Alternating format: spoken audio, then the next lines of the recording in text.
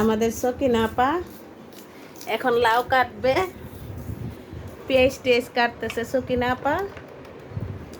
ধন্যবাদ, কিছু বলো। কি আর বলবো, বোনের বেটা হলে এটা করো ঠাডা করো গজব করো।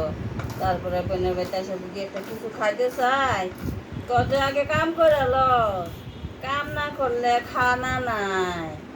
এত খাই খাই করো স্কেল লাগিয়া লাউডা আগে কাটটা তুলো, তো লাউডা কাটটা একটু খয়টাডা করে লই, লাউয়ের খয়টাডা আমাকে একটু খাইতে চাইলে তো খাই খাই করো স্কেল লাগিয়া।